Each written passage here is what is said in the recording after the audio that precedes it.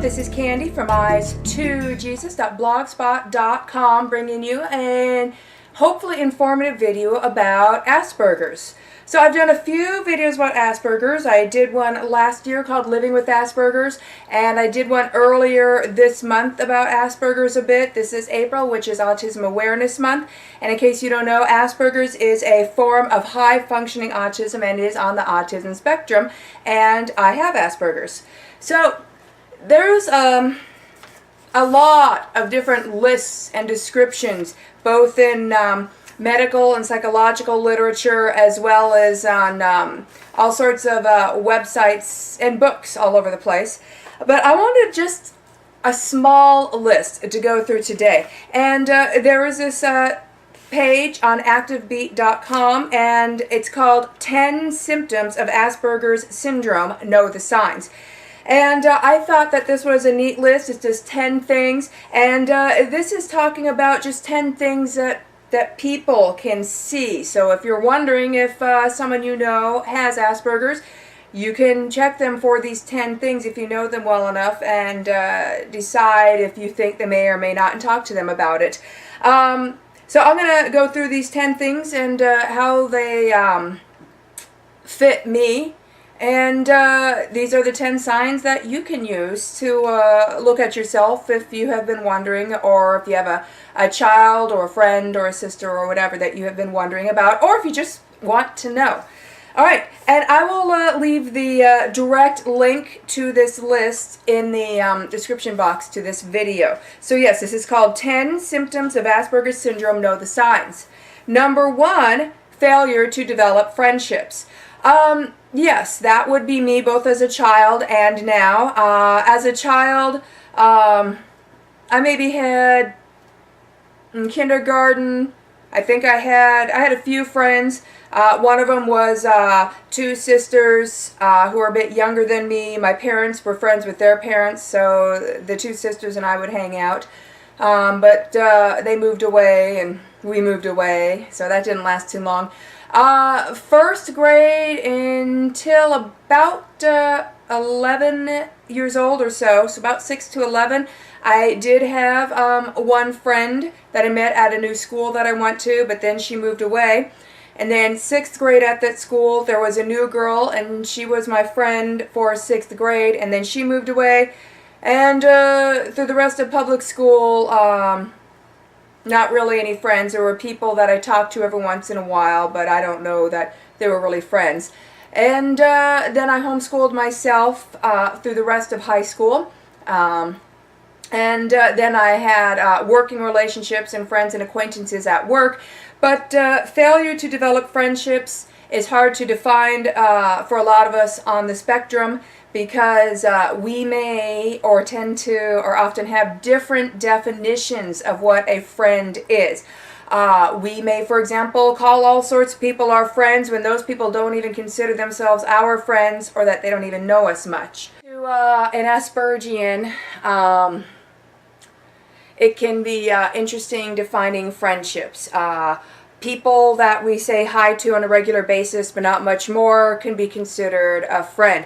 On the flip side, there could be people who feel close to us and consider themselves friends, and we didn't notice, and we didn't even know that they're our friends. So failure to develop friendships, yes, that tends to be one, especially if you compare the Aspie, the amount of friends that they create compared to a neurotypical. So yes. Selective mutism. Selective mutism is when a person gets so uncomfortable or so much anxiety in a situation or in front of certain people or in a specific environment or environments that they are unable to speak until they are moved away from said people or said environment and back into their comfort zone and around comfortable people. I definitely did have selective mutism as a child. I've only had a few instances of it ever that I can recall as an adult. One time being when I got pulled over one time by a police officer because I didn't come to a 100% stop. It was really close. And it was midnight, there was no cars on the road. So, but anyways, He didn't think that I was emoting or behaving properly, and he started yelling and screaming at me, and I lost my ability to speak, which made him more and more mad. So, but yeah, most of the selective mutism I had was in school when I was a child, or in large, noisy, hectic public settings. Inability to empathize is number 3. I've discussed empathy in some previous videos. I believe I got into it in my Living with Aspergers video last year. I think empathy, a lot of times it's possible that a person who is being empathetic is just fooling themselves.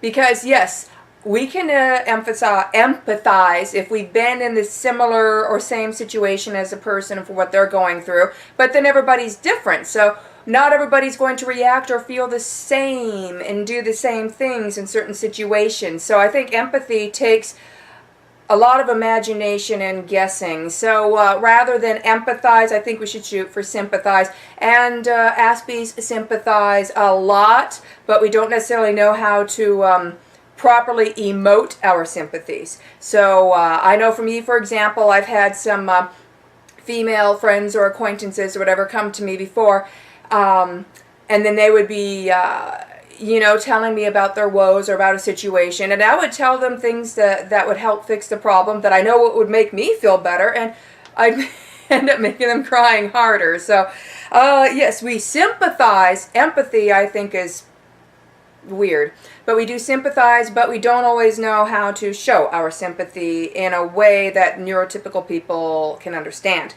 Number 4, unable to make eye contact or forcing eye contact. Yes, I don't like looking people in the eye. I make myself look people in the eye when I'm speaking to them, or they become uncomfortable. I don't know how long to look someone in the eye, when it's okay to look away and when it's not okay to look away. So I just try my best, but I'm afraid I might have given incorrect signals to people before, because maybe I didn't look them in the eye enough, or looked them in the eye too much, and they thought I was interested in a way that I was not. So eye contact is very confusing and hard for many of us on the spectrum. Number 5, social awkwardness. I'm the queen of being socially awkward. Now, if I'm with one person, I'm usually pretty good. I was actually hanging and talking with one friend today. That is fine. That is okay. I can do that. 2 people, it depends. Am I comfortable with them? Sometimes I'm good. Sometimes I'm not. 3 or more people, now we're getting tricky. It's going to depend on how many years have I known these people, how often have I been around them. And you get over 3 people, it's going to get harder and harder. And, you know, part of being on the spectrum is you could almost say that we don't have a filter, or we have a different filter than neurotypicals. We tend to be blunt, totally upfront and honest, and so we unintentionally and unknowingly hurt people's feelings from time to time, and we usually don't notice that their feelings are hurt. We think everything's going along fine, and then suddenly, boom, they drop us like a hot potato, and we're left scratching our heads wondering what in the world happened. And I have lost several friendships that way, where I still have no idea what I did to the person or the people, and they refuse to tell me because it's supposed to be so obvious, and I am honestly at a loss. And when I've tried to approach these people and tell them I honestly don't know what it is, I would be accused of trying to milk sympathy from them, or trying to manipulate the situation, and that makes me sick to my stomach. I don't manipulate. I don't respect manipulators. And so yeah. If I'm telling you I don't know what's wrong, I really don't know what's wrong, alright? Even if it's blatantly obvious to you, obviously it's not obvious to me. Alright, but yeah, social awkwardness, I don't know how to act in groups. So I will tend to either be really quiet and off to the side, or I will be loud and obnoxious. I don't seem to know how to be in between. Maybe one of these days I'll figure it out. Number 6, narrowed interest. These are what some people in some literature refer to as obsessions or special interests. Some NTs will know a little bit about a lot of things, as to where many of us on the spectrum, we know a lot, but it's about a few things. So, a typical example we see is with Aspergian boys. They seem to get into trains. And I do know a few, and they are into trains. Insects is another one that a lot of times you see with the Aspergian boys. A lot of times with the younger Aspergian adults, or even the kids and older ones now, it's video games, obsessively video games. For me, my strong interest, I think strong interest is more accurate than narrowed interest. My strong interests are Bible study and exercise. I love my new treadmill, by the way. I'll have to show that to you sometime. And homemaking. And then, I'll get these temporary interests of things that interest me that I will go into and deeply study, and then when I have my answer, I'm done. So, All right, number 7, sticking to routine. Well, if you have read my blog or watched my videos, you know that I am obsessed with my planner. So that is going to be one of my number 1 narrowed interests. I'd say my top 2 narrow or special interest is Bible study and planners. So, and my routines are in my planner, especially my morning routine, because this takes longer to wake up than the rest of me in the mornings. So I literally have to just look at the list. It's the same thing I do every single morning, but in the mornings, my brain takes longer to wake up. So I look at the list. Okay, I need to do this. No, I need to do this, even though it's the same thing every morning. But yes, routines are extremely important. When I am off my routine, I just have a lot more anxiety and stress, and I will scrabble to create an alternate routine to give me some semblance of normalcy. And by the way, my MBTI personality type is INTJ, which a lot of Aspergians are, not all, and not all INTJs are Aspies, but I think a lot of Aspies tend to be INTJs because an INTJ is a systems builder. We create systems for things. And so that works fabulous if you have Asperger's, because routines are nothing more than systems. And I have systems for everything and every aspect of my life. And that is how I operate. And I think in lists. That's probably the best way to describe it. Everything is in an order and in a list. So it's either in a list that I'm checking off on my planner, or it's in subsets and sublists that are in my mind. My life is run off of lists, and that is how I operate. Number 8, literal interpretations. Of course, as we get older, we start learning more and more figurative speech. The example I like to give is can of worms. Boy, you're opening a can of worms. I still picture right now a can opener opening a can and wiggling worms coming out, but I know that that is figurative. But my mind always goes to the literal first, and then I have to determine, does the literal make sense or does it not make sense, and this must be some type of figurative thing. But I would say at least half or maybe even 3/4 of the conversations I have, I still take something literal, and then I'll find out later, or they'll point it out and say, no, that's not what I mean. So yeah, I still take things literal, and I like that. If you are a Christian, Aspergian, the literal interpretations is a gift, okay? Because we're supposed to take the Bible literal. And when you take the Bible literal, you're not reading between the lines, you are reading the lines, and you will get so much from the Word of God. All right, number 9, excellent pattern recognition. This is another fabulous gift of being an Aspergian, an Aspie. And my pattern recognition, one of the ways where it really shines for me is in my Bible studies. I have more scriptural references in my head than I've seen in most reference Bibles I have picked up. I will look up references for a specific verse, and I'll think, well, that's pathetic. I have double those references in my head. And that's the beauty of being a Christian on the spectrum, too. It's not just the literal interpretations, but the pattern recognition. I can see how this scripture in Leviticus fits with this scripture in Hebrews and how they are talking about the same thing and how there is a pattern being set forth. Also, many of us, part of the pattern recognition is counting things. For example, I count windows on buildings, I count buttons and snaps on shirts, and these things I just do automatically, and I do them more when I am in a high anxiety situation. So it's a form of mental stimming. And stimming, by the way, which is not in this list, is repetitive movements. It could be their knee tapping up and down, which some neurotypicals or NTs do as well. One of mine is this, but I usually tend to move my knees side by side, subtly. Sometimes the knee bounces, but this is one of my stims. Okay, number 10, poor motor skills. That would be the first thing that would come to mind of that is clumsiness, and I started exercising when I was 12. And I found that that really helped my coordination, and it helped me be more aware of where my body is in space.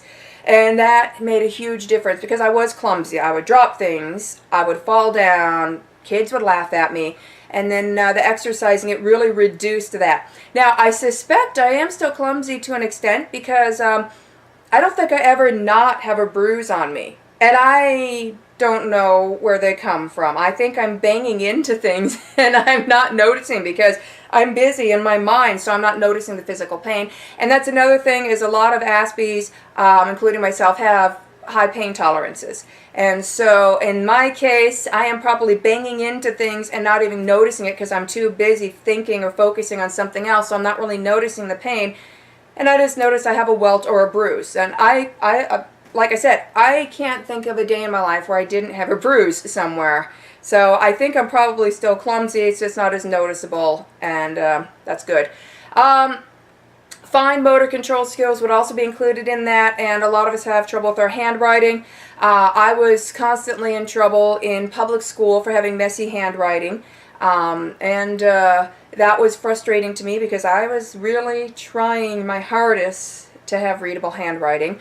I got fired from a waitressing job once. I suspect it was because I couldn't read my handwriting. So, and it is something I want to have readable, nice handwriting. So every time I write, I try to make it nice, unless it's a quick note that I'm going to throw away. So my handwriting has improved. It's fairly readable, at least to me. My husband can read it. My kids struggle with it sometimes, but that's when I'm writing in my cursive in my planner, or I'm writing small print. When I'm writing things for a homeschool, I do large letters in print on our whiteboard, so that's no problem. That is easily legible. Yeah, the motor skills definitely improved for me significantly when I began exercising. And by the way, exercising or some regular strenuous physical activity is fabulous for many of us on the spectrum. It just seems to balance us out and get some of that anxious energy out. And my planner is another huge thing. So the top 3 things for handling the anxiety, 1 is definitely God. Give your burdens to God. That's how it works for me. 2, plan it out, write it down. That way you don't have to keep it in your mind. And I also often correlate, what is that word? Correlate, coordinate. I'll remember it when I'm done making this video, and that will be annoying. I will set alarms. I can do multiple alarms on my watch. And set them to specific timed things on my planner that isn't something that normally happens at that time, so I'm not used to. So then when my watch alarm goes off, I will then look in my planner at that time slot and know, oh boy, I'm glad that that alarm reminded me. So that's handy. So yeah, God, planner, exercising, fabulous to help with anxiety.